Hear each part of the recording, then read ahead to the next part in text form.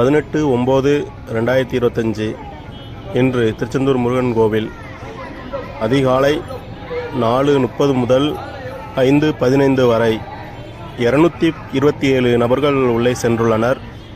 இதில் அபிஷேக ticket online ticket 40 நபர்களும் அடங்குவர்.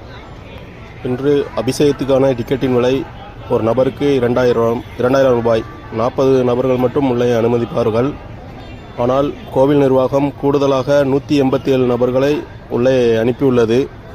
பொது தரிசனம் 100 ரூபா தரிசனம். அதிகாலை 3 மணி முதலே கால் கடுக்க நின்று கொண்டிருக்கும் பக்தர்கள் 5 மணிக்கு வரும் பக்தர்களுக்கு முன்னுரிமை வழங்கப்பட்டு சண்முகவிலாஸ் மண்டபம் வழியாக 187 நபர் எக்ஸ்ட்ராக அனுப்புகிறார். அந்த 187 நபர்களுக்கும் கணக்கில் காட்டப்படாமல் பணம் வசூலிக்கப்படுகிறது. அது எவ்வளோ வசூலிக்கப்படுகிறது என்று யாருக்கும் தெரியாது. அந்த பணம் எங்கு செல்கிறது என்று யாருக்கும் தெரியாது. கோயில் நிர்வாகம் இவ்வாறு முறைகேடாக அதிக நபர்களை உள்ளே அனுப்புகிறது. ஆனால் யாரோ ஒருவர் சம்பாதிப்பதற்காக பலிகேடாக ஆக்கப்படுவது முருக பக்தர்கள் தான்.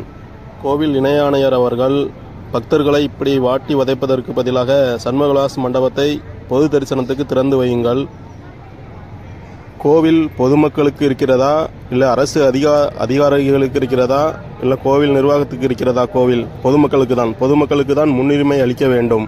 முதலில் சுவாமிக்கு அபிஷேகம் நடக்கும். அந்த 40 நபர்கள் 2000 ரூபாய் கட்டி ஆன்லைனில் புக் செய்த 40 நபர்கள் தரிசனம் செய்வார்கள்.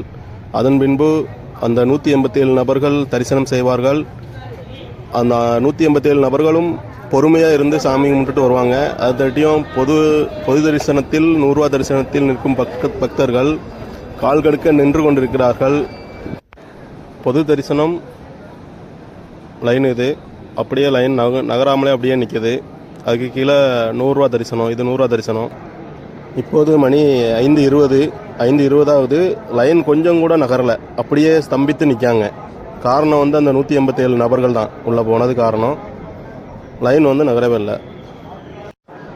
ஐயா ஞானசேகரன் ஐயா, காலையில் 5:20க்கே ஒரு அம்மா நெரிசலில் நிற்க முடியாமல் வெளியே வராங்க. ஐயா, நீங்கள் சண்முகவிலாஸ் கதவை பொது தரிசனத்துக்கு திறந்து விடுங்கள். பக்தர்கள் நிம்மதியாக சாமி கும்பிட்டு செல்வார்கள். முருக பக்தர் குழு சார்பாக மன்றாடி கேட்டுக்கொள்கிறோம். நன்றி.